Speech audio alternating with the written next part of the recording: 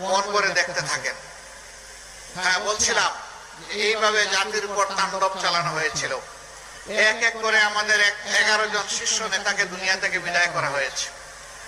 হ্যাঁ, বিভিন্ন দলের উপরেই এই নিষ্পেষণ নির্যাতন হয়েছে, কিন্তু বাংলাদেশ জামাত ইসলামী ছাড়া আর কেউ বলতে পারবেন না যে তাদের নেতাদেরকে তাদের বুক থেকে কেড়ে নেওয়া হয়েছে। আমাদের সবগুলো অফিস পুরাটা সময় জুড়ে 15.5 বছর আমাদেরকে খুলতে দেওয়া হয়নি, বসতে দেওয়া হয়নি, দলীয় কার্যক্রম চালাতে দেওয়া হয়নি, আমাদের অফিসগুলোকে সিলগালা করে রাখা হয়েছিল। এটাও আর কোন দল বলতে পারবে না।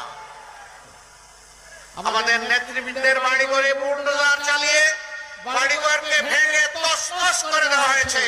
এটাও অন্য কোন দলের ক্ষেত্রে ঘটে নাই। সম্মানিত ভাইয়েরা,